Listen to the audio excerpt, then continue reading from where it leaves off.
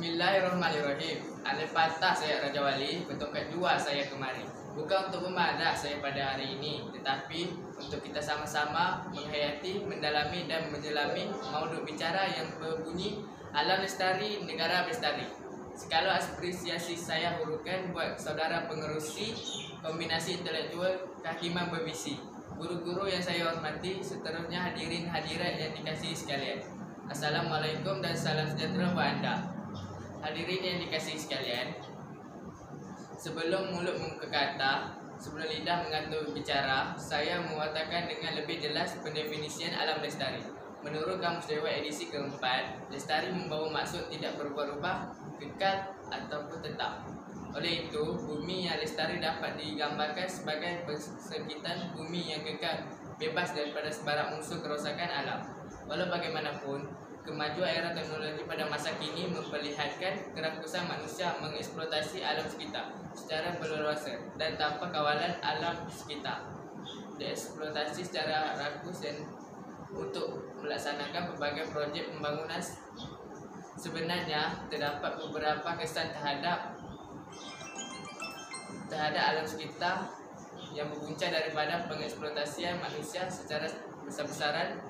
Dan langkah untuk membendung gejala ini, sebenarnya alam sekitar bagaikan isi dengan kuku hubungannya dengan manusia. Kerana manusia dan alam sekitar memerlukan antara satu sama lain, justru alam sekitar perlu dilestarikan agar seluruh organisme di bumi ini dapat hidup dengan selesa dan harmoni.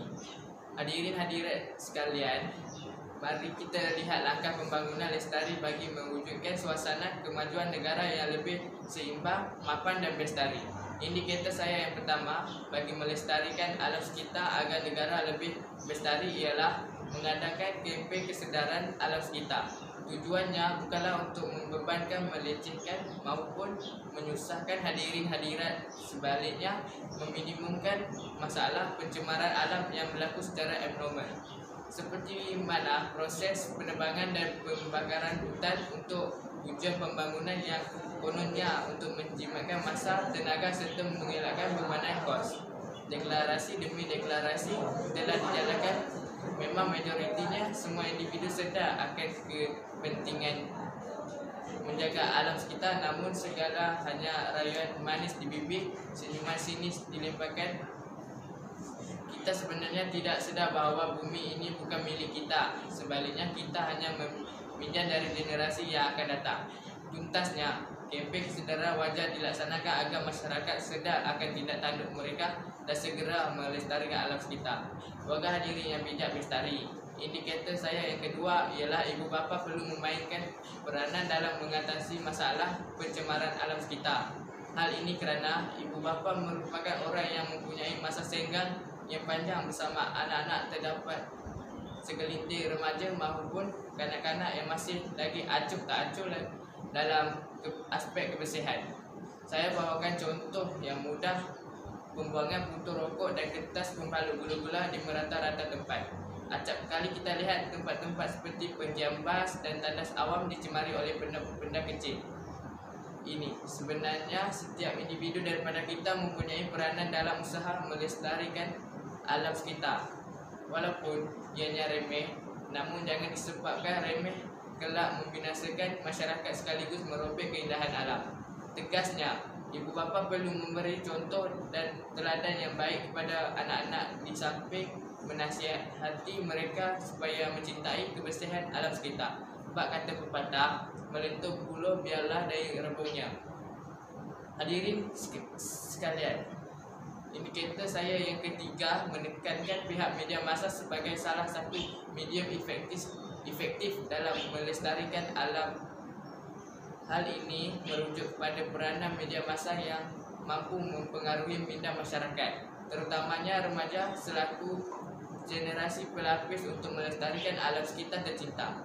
Berbagai informasi tentang alam sekitar dapat diperolehi melalui media ini, sama ada melalui iklan, berita, wawancara maupun rancangan berbentuk dokumentari. Senario ini secara tidak langsung dapat memberi kesedaran kepada masyarakat tentang kepentingan alam sekitar.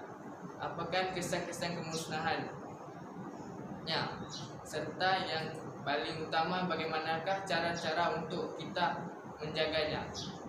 Enak laut dikunyah-kunyah, enak kata diulang-ulang. Sekiranya iklan tentang kepentingan melestarikan alam sekitar ini sering diulangi, acap kali didengari, sudah pasti setiap individu dalam masyarakat merasakan tanggungjawab yang harus dipikul dalam mengekalkan keindahan alam sekitar. Tegasnya, pihak media massa perlu berganding bahu kerana mereka merupakan salah satu pihak yang penting dalam memberi pendekatan kepada masyarakat dengan lebih efektif bagi mewujudkan negara yang bestari. Sidang pendengar yang setia, harus dikejut mana yang lena, harus ditegur mana yang alpa.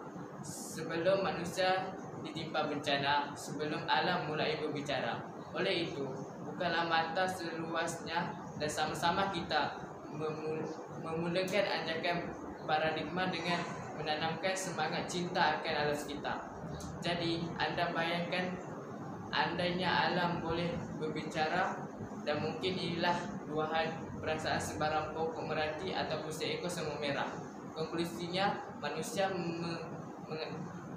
mengancam manusia yang terancam. Persoalannya, demi mengejar sesuatu kemajuan, haruskah alam jadi taruhan? Fikir-fikirkanlah agar masalah ini tidak akan berlalu sehingga mengakibatkan ledakan tsunami di Jepun, Gunung Merapi memuntahkan lavanya, dan taufan Katrina serta Wilma Amerika. Tepuk dada, tanyalah minda, tepuk dahi, fikirlah sendiri. Alam lestari, negara lestari. Sekian, terima kasih.